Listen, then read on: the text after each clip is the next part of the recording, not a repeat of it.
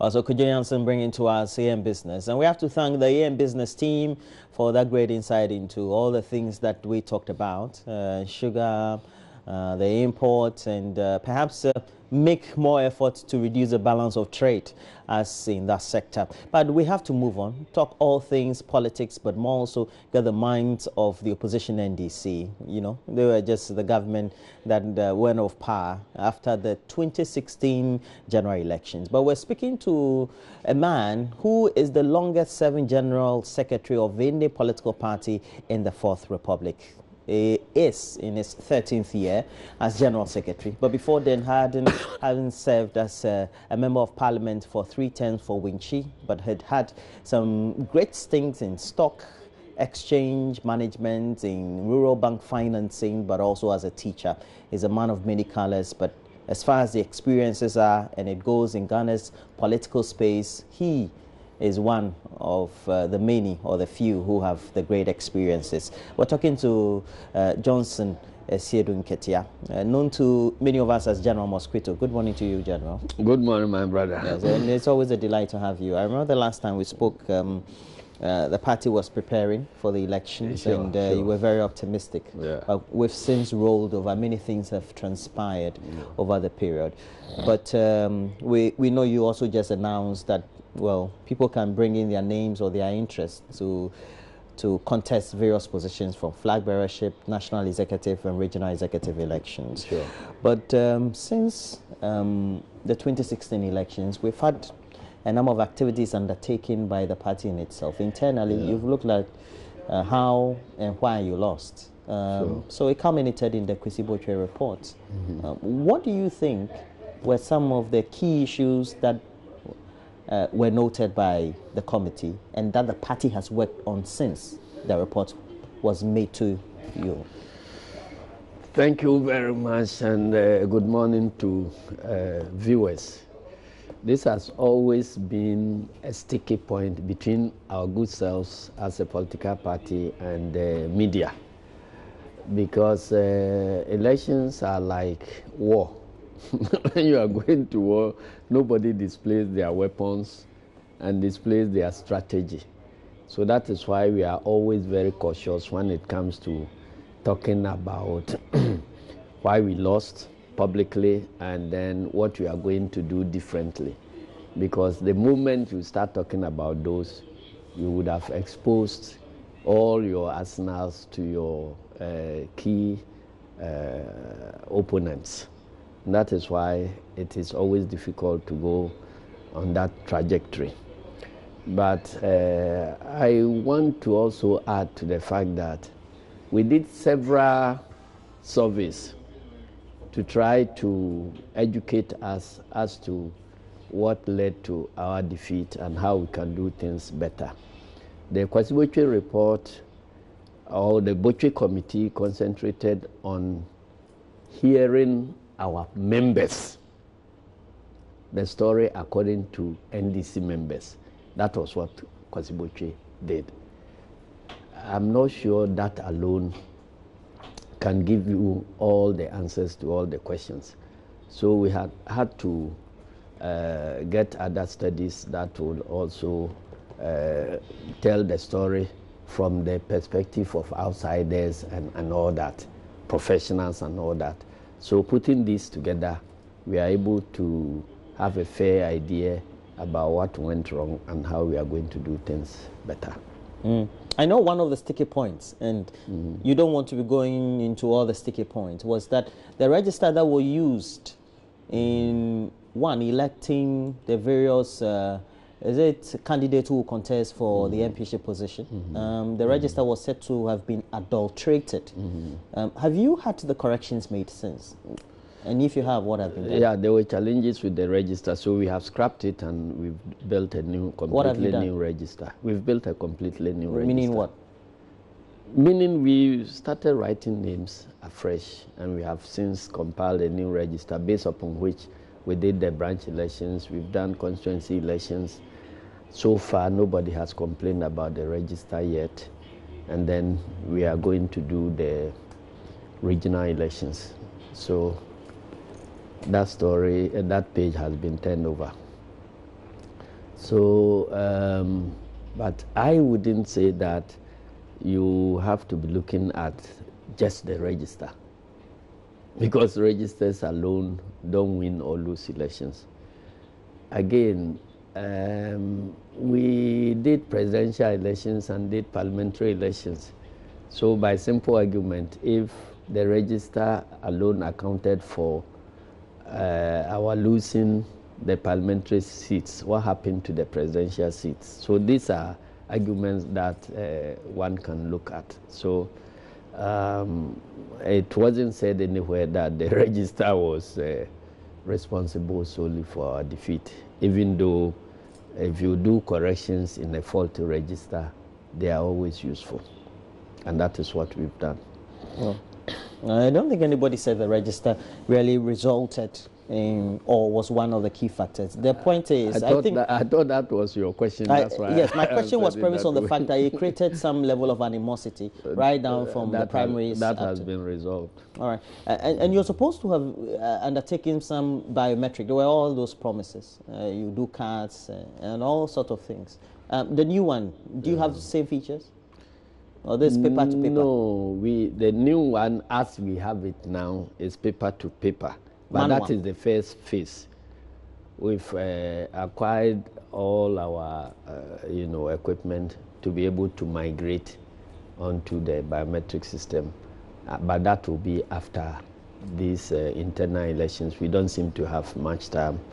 We need to complete the internal elections and then probably get our flag bearer chosen before the end of the year. So our plate is full already.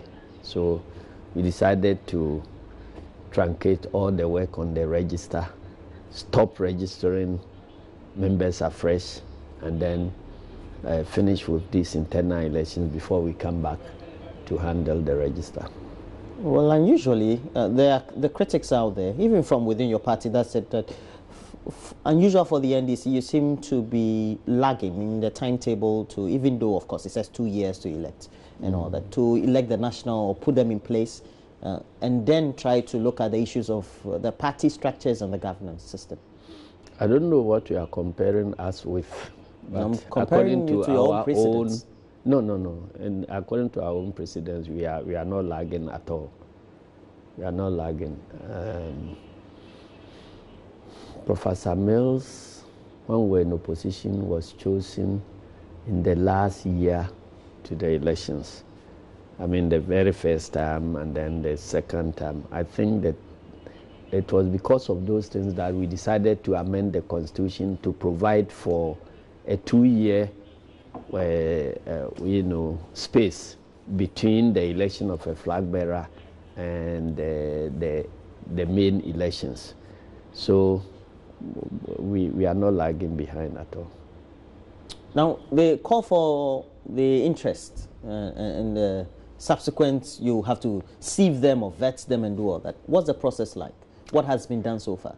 What we are doing now is just to open the season for campaigning. That's all. So it is not yet time for receiving of nominations and paying of deposits and all that.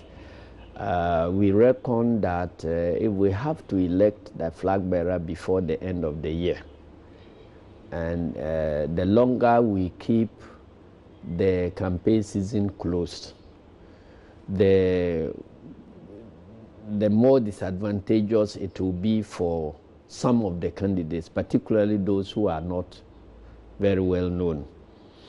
Everybody knows President Mahama, who has declared his intention to contest. So everybody knows him. So, but we don't know how many people are out there who want to contest. So if we keep the campaign season closed and we just go to open it 1 month to the election, it would have looked like a done deal for, President Mahama. And we thought that it would have been unfair. So even though we are not going to be the executive who will be preparing the regulations for the presidential primaries at all, because we would have to re-elect the national executives who would then proceed to prepare the regulations, fix the filing fees and other things, and then actually organize the election that will select a flag bearer. But we reckon that if we have to wait till after the Congress before we allow people to campaign, it will go to the undue advantage to President Mahama and then undue disadvantage to the other contestants. So that's why we decided to open the space for campaigning now. That's interesting. Does it mean that in the eye or perhaps in the mind of the national executive and perhaps even the leadership, the former president seems to hold sway as far as we're concerned in the lead up to who becomes a flag bearer? No, that is not a judgment of who is more popular and who is not.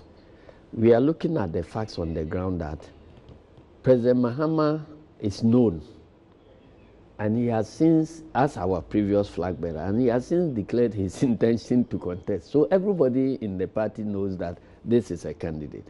We don't know how many more potential candidates are out there who are yet to declare. So if we don't know them, how can we give them only about 1 month to campaign? So we thought that let us open the space and let everybody who wants to contest now come up and get the opportunity to do the rounds, to showcase what they are capable of doing, so that when it comes to the filing of nominations, they also would have made themselves known sufficiently for people to be able to, make a reasonable choice. But the critics are also out there that indirectly, even though not of their own volition of the party executive, we've had a number of unity walks for which have been heralded by the former president. And that he's one of the key personalities to contest the flag bearership. You knew even way up to now. We don't know how many people and the executive seem to have been backing some of those unity walks. Listen, we don't know how many people are going to come up, and we don't know their participation in the unity walks. Somebody may come up who have even participated in the planning of the unity walks or even the financing of the unity walk. Nobody knows at this stage. And at the time we're doing unity walks, the unity walk was not about showcasing any candidate.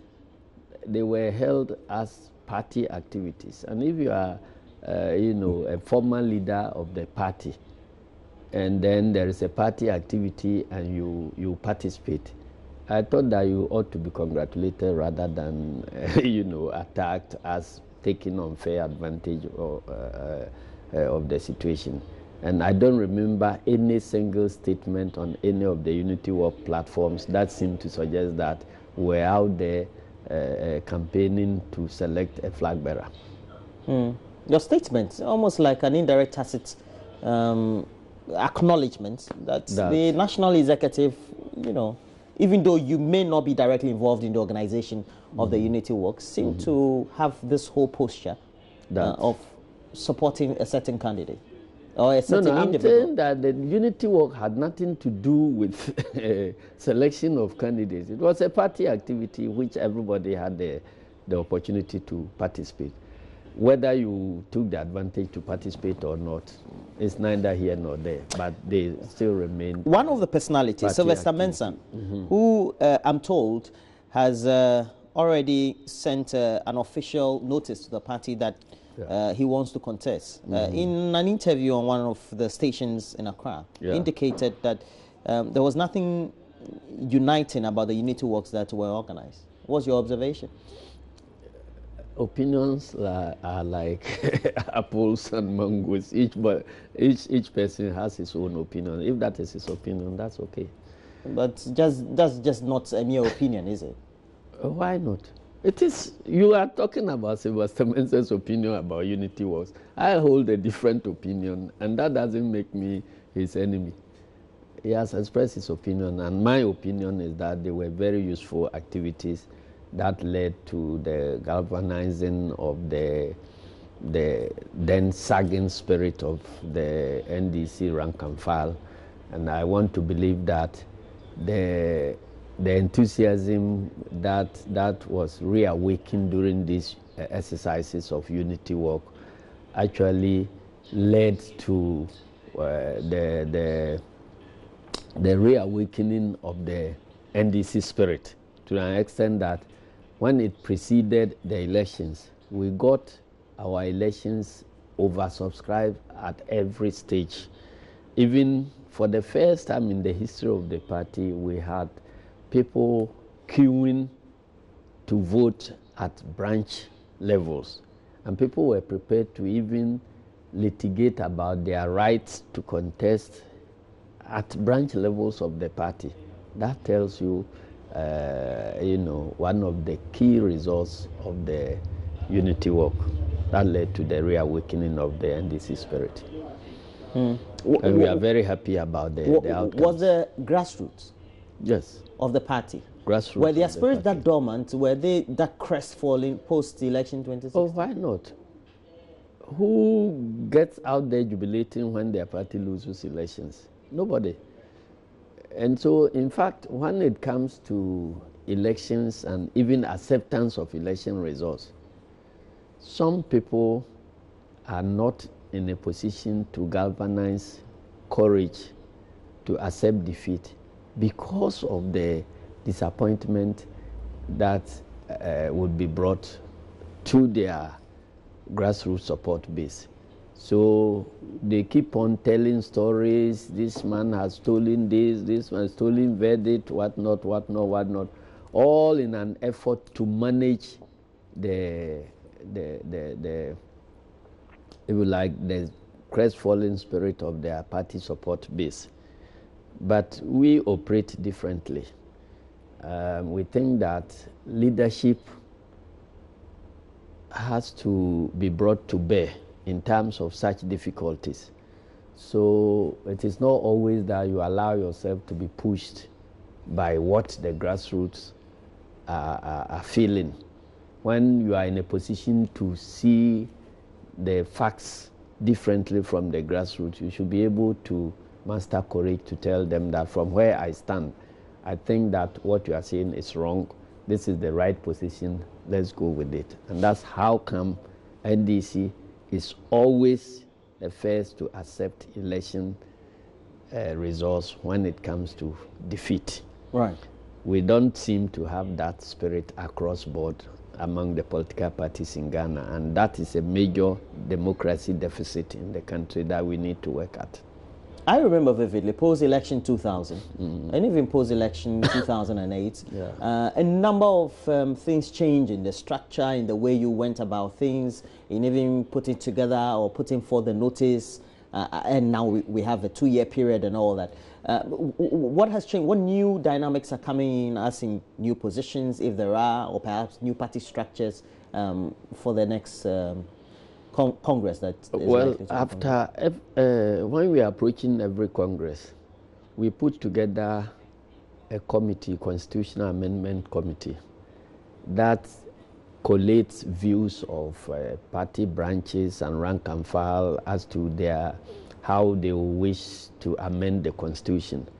And then these views will be processed and then presented as proposals for amendments when we get to Congress. So that process has started, and people are bringing in their various proposals.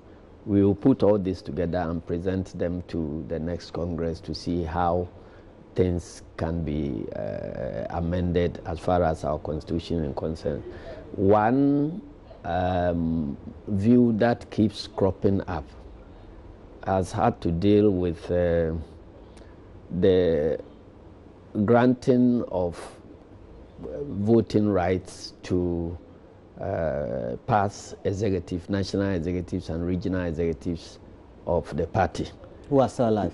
Who are still alive. We don't seem to have any rights for them to vote. So, like me, if I decide not to contest again, or if I'm defeated, then the next Congress I may not have a vote. As in your left out? I don't think that it is good. It leads to some bitterness on the part of former executives. And we have, in our last Congress, we amended the Constitution to allow for even former presidential staffers, former DCEs, who may not be directly linked to the party as such. They have the right to vote. So if you are looking at people who have run the affairs of the party, and because they have left the positions, they have lost their right to vote, I think it was a major oversight that we didn't take account of. So many people are bringing proposals for amendment in that direction. So as an example, let's say somebody like Mr. Henry Newman can come and vote. Something like that? Yes. Okay. And the essential thing is you want it to be participatory. Yes, we want many people. I mean, when we believe, one of the principles of our revolution was that whatever concerns all must be decided by all. So we try to bring as many people as we can bring together when it comes to these terms of decision making. That is why we keep expanding our electoral college and other things so that we can bring as many people as are possible on board to take a decision. The bigger, the better. But new people apparently are getting more interested in the NDC, just like perhaps maybe they're even getting interested in the ruling MPP and all that. Yeah. Why do you think so? Because new people are being born who have never chosen any political party yet. So by all means, I'm talking about even some who were on the fringes. That's one I'm beginning. New people are being born, so by all means there will be new people joining a political party. And every political party is a living organism. So as new leaves are coming up, there may be some old leaves that will be shed. So it is not a one-way story. Some people may be coming on board, others may be leaving. So what you always are concerned with if you are in the leadership of a party is the balance, the net results. Are many people coming more than those who are leaving, or it is the other way around? That is what we should be concerned with. So we are happy that many more people are coming on board than those who are leaving, and that is good news for us. Are you contesting your position? Yes. As General Secretary? Yes. You've been on for 13 years. You would have clocked around the 15th year by the time that you end your term. Yes. What more do you want? Because I like to serve the people, and so long as the people feel that my service continues to be relevant, I'll continue to offer my service. Have you written officially to the party saying that you want to? No, we didn't require people contesting national positions to write to the party. So it's just about flag bearership. So I have announced that I'm contesting. But I'm always very careful when it comes to campaigning ahead of the elections, because my position as a General Secretary puts me in a certain difficult situation of potential conflict of interest. So I make sure that in the absence of any better constitutional arrangement that will cure that potential conflict of interest, I manage the situation myself to limit the prospects of conflict of interest as much as possible. Why do I say this? Delegates are chosen at constituency conferences. It is the executives that are elected at constituency conferences who turn out to be delegates for the Congress. And so if I have an important role to play in organizing the elections at the constituency level, at the regional level, where the delegates will be chosen, and these are the very delegates who will be deciding my fate, I have to be very careful and make sure that we elect the constituency executives before I can say anything about my contest. That's why I always keep long. I'm told your deputy, your current deputy, Koku Anyidoho. There are two of them.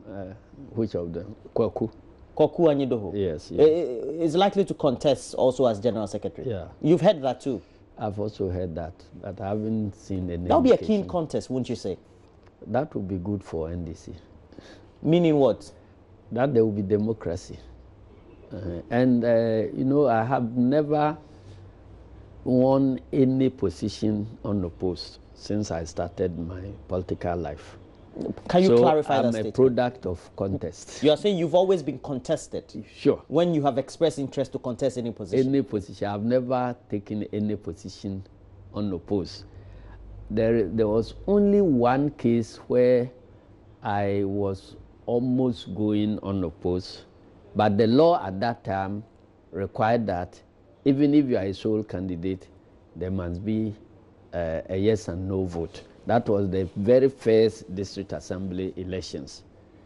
So even though I ended up being the only person filing in my electoral area, the law required that they should go and vote.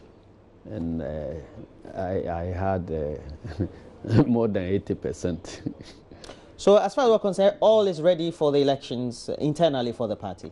You think the NDC is robust? As sure, we've just finished vetting at the regional level. And so we are going to do, the regional elections will happen on 1st September, and then we will be set for the National Congress. We will then open the nominations officially for national executive positions. Well, the individuals or the names that are cropping up, apart from the former President John Dramani Mahama, Sylvester Mensah, Dr. Kospio Gabra, we also have Professor Joshua Labi. Who else have you heard? There are others. I've received notification. Bagbin has not brought us. Okay. So which official notifications do you have? We have 3 others. One at Tubiga of the Supreme Court fame, and then you have 2 others. I'm not sure I can remember the names. They are both from Volta region. One from Denu and the other one from, I think, Hoko. In addition to Joshua Labi, Sylvester Mensah and all of them. Abang Bagbin, you've not received? Bagbin has not written to us yet, all right. But we have spoken on phone. I know in the Fourth Republic, we've had general secretaries being the unofficial cabinet minister, so to speak. Sure. You always sit in cabinet? Yes, I do. When you were deliberating on issues, were they at any point in time trying to do a linkage with the ongoing issues with the Bank of Ghana's regulations on the banks and all that some of these issues came up for discussion? Yes. And what were the thoughts at the time? Oh, I don't understand the question. Whether okay, so let me just rephrase, just in case you don't understand. Yes. At the time that you were sitting in cabinets, because I know general secretaries have always sat in, were there times at any point in time that we had issues of BOG regulation of banks and the roles they are playing, and perhaps concerns about maladministration, improper governance activities, and flouting of regulations of the banking system? And if you recall, what were some of the reactions? I don't recall any, but before I proceed, cabinet discussions are, secret discussions that I'm under oath not to talk about. So that is the caveat. But if it is about the general principles of things, I can talk about them. But I don't remember any occasion that we had to talk about Bank of Ghana, except where maybe government needed monies, and then the governor was insisting that if you don't have money, you can't. If you don't have money lodged with the bank, the government doesn't have money. Government cannot withdraw money. Okay. So what do you think of the current ongoings now? We have seen with the financial sector, the banks, concerns about apparently having flouted regulations and abuse of shareholding rights and all that? Well, the story is unfolding, so I have so far not commented publicly on whatever is happening at the Bank of Ghana. The devil is always in the details. I have seen that this government has changed the leadership of the bank. That came as a surprise to me because it was the MPP government that passed the law granting independence to Bank of Ghana. So I didn't think that upon assumption of office they will wish to change the leadership of Bank of Ghana without regard to all the guarantees for security of tenure and so on. We have been made to believe that these are guys who have resigned on their own, but I don't believe that type of story because... All right, so those are some of the concerns. But let me just read some few questions and I'll pose the last question to you before we go. NDC should stop wasting their time and come back in 2024. They have more graduates to be redundant in their regime and give no hope to the youth. And that's from A. Wadud Aziz, Nobisco area, Tamale. You said I should read your message. I have. Good morning, Roland. Please tell General that we at the grassroots still have confidence in him and we're happy he wants to contest his position again. We shall support him massively and tell him that this time around the grassroots must be taken care of. Noe Didija, I'm told. From Pascal Kudonu, branch secretary, Aflakbe branch, Ho West, giving you, so you have to contact him because you need his vote. He likens elections to war. When you lose a battle, don't you tell the soldiers why you lost in the way forward? He says it's something they do internally. Frederick Kuma in Wase Kroponrola, what is the minorities' problem at all? They signed this Ameri deal and the state pays over 100. Now, what do you make of the Ameri deal and the issues about now the president has even dismissed the energy minister? We have an acting now. I think that the president is just throwing dust in the eyes of Ghanaians. He's not addressing the real questions that are being asked. And I feel very disappointed in the actions of the president. Because we are talking about, I don't know how much time we have, but we are talking about a renegotiated agreement that has been signed solely by the president through executive approval. And now, if the nation has found things wrong with that thing that has been signed by the president, we expect answers from the president. So this hula baloo about, the minister being sacked and so on, it's neither here nor there. In fact, I was getting on board when the argument was that the president has been misled. So I thought that if the president has been misled and he has sacked the minister, then it stands to reason that it was the minister who misled the president. That's how come the president has sacked him. But now, after that, the narrative has changed. And they are now saying that nobody misled the president. So if nobody misled the president, and Ajakon hasn't signed anything, so why should it be Ajakon who should be asked when the president is still at post? So the president should come out to explain to us that one, as let me liken the situation to what happens in the bank. If you save your money in the bank and you want to go and effect a withdrawal, you present a check to the cashier, he will stamp it, and then the check goes to the manager for signature. At that point, the manager compares the signatures on the check against the signatures on the account.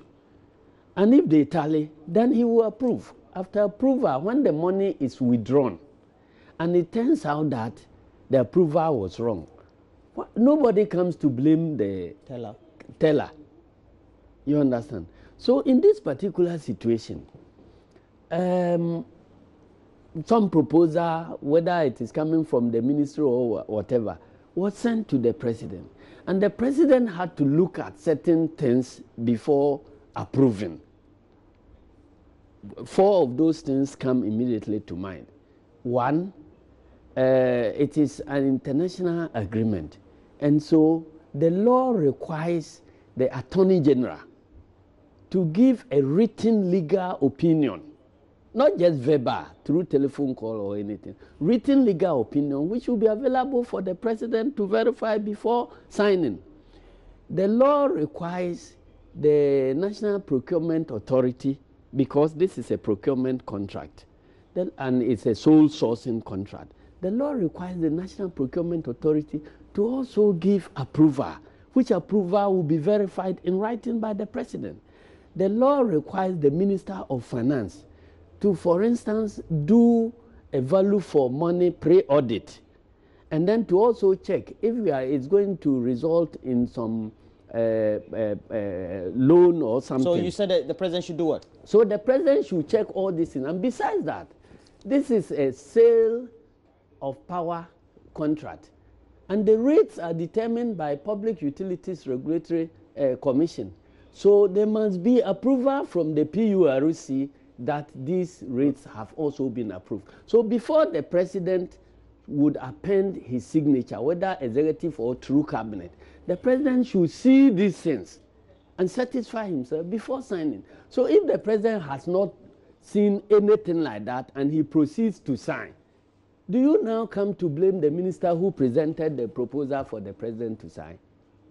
I think that it is the president who has done something wrong, and they should stop blaming ministers left, right, and center. I don't think that that is the solution. So you think the minister shouldn't have been sacked or taken the flak? I don't know if the minister has misled the president as they claimed initially, then he could be sacked. But that does not absolve the president of the blame. The main blame should come on the president, because he's the person who has approved something that is wrong. Right. Well, we have to end the discussion, though. We'll be speaking to the PRO of the Ghana Education Service. You know, we have a new system that will be rolled out for senior high school. Shift system. It's not a shift system. It's a shift. It's called the double track system. It is a shift. Call rules by whatever name, it will still smell sweet. So it's called the double track system. Let me just give you some education. Yesterday we went for a whole press conference, so perhaps maybe I'm better informed to inform. Okay. So it's a double track system. Maybe that one day briefing cannot make you better informed than a professional teacher. Aye. So tell me about it. What's your mind on this? I say it is a shift system. Why is it a shift system?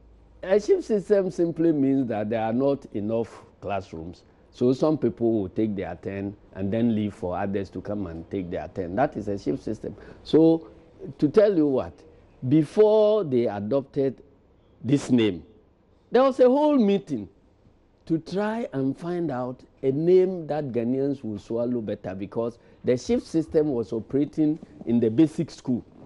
Who told you NDC that? came to abolish it. Who told you so that? If they are seen to be reintroducing a shift system, it will be politically suicidal. So let us come together and find another name to if you like, mislead Ghanaians. So it is the shift system. All the ingredients of shifting is there. And I think that it's a shame that we have come to this stage, because it is completely an avoidable situation which we just nurtured and walked the country into. Why? The NDC? And because you as General Secretary, you don't want people to go to school at the second cycle? No, it's not that. It has to do with shortage of classroom accommodation to take care of people who are entering school. That's all. That's the problem. And I'm saying that that problem is avoidable. Because you see, before introducing this free SHS, any diligent person would have known the numbers that you will be dealing with 2 years even before the introduction. Because people don't just walk from their houses to SHS. They go from JHS. So now, if you are going to, I can sit here and tell you how many people will be admitted to first year SHS in the year 2020. Because I know those who are in JHS 1 and so on and so forth. Or even primary school. So this is not an emergency situation. In fact, what happened, which could be likened to an emergency situation, was when President Kufuor announced that SHS will now be 4 years. When that announcement came, They lost the elections and we came. And we were just faced with a situation where that following year, there will be no classroom space in any of the secondary schools, and yet people are coming from the JHS. So we just took the numbers from the JHS and then did the calculation and said that, look, we will need this number of classrooms to admit people. And we implemented a 6-month crash program. By the time schools were open, all the close to 200,000 first-year students had accommodation. And you had the Minister of Education. The numbers are overwhelming. No numbers are overwhelming. You see, the problem with this government is that they themselves don't know the numbers they are dealing with. Why? There are statistics because that are their numbers keep changing. You see, in the 2018 budget, in the same document, the number of people who have been admitted to first year, 2 different numbers in the same budget. Okay, in one, they were talking about 390 something. In another, in the same document, they came at a certain session and they were talking about 350 something. So you're saying they've got all the numbers wrong. And then when you come to the review, the last mid-year review, again the number there was different. And then when the minister was meeting headmasters and headmistresses, the number again kept changing. And the changes have to deal with about 40,000 difference, 50,000 difference. You're pessimistic about the double No. I'm judging them from their own Bible. These are figures they generated themselves. So even the figure the president is going around trumpeting that 90,000 more students have gained admission, it has no basis in any of their records at all. There was nowhere where any figure close to 90,000. If the NDC was in government today, what would you have done? Let's say you're taking over next month. What would you have done? I am saying what we would have done. Clearly, if you want 3 months to provide enough classroom space to avoid this shift system, it is doable. How? Are you a contractor? Can you build new classrooms just within you have more than 70 or so E-blocks that are above 70% completion rate. So the time they were talking about this year's admission, if they had continued paying those contractors, they would have finished their jobs and the classroom spaces will be there. And even as I speak to you now, do you know that there are about 10 completed SHS E-blocks that are unoccupied? And they are not putting them to use. All right. In one of them in the northern part of Volta region, the only MPP MP in the northern part of Volta region, he is claiming that he is going to convert the E-block into a clinic in his constituency. I was there last 2 weeks. It's okay. You understand? Let's end. So I think that you you are have saying more. that. So we are saying okay. that. So we have Cassandra coming, the PRO for the Ghana. What question? One question. If you are investing in a major policy like this, why would you cut the GET fund, which should have yielded 1.8 billion Ghana cedis? Why would you cut it to 900 million? And out of the 900 million, you take again, you cut it into 2 and take 450 million to pay allowances of teachers. Allowances of teachers on the training. She's a PRO. She's a technocrat. So I'm saying that. So these 450 million that was deployed in paying teachers allowances, that could have built 90 E-blocks at Johnson, Asiedu Nketiah. That would is known to many of us as General Mosquito. He's the General Secretary of the NDC. Now, we're having that conversation that greatly you can see that he's livid about. Please, we're talking double track. We're giving you all the numbers, the education, the timetable right here with Mavio Sabwaji and the PRO for the Ghana Education Service. Stay tuned.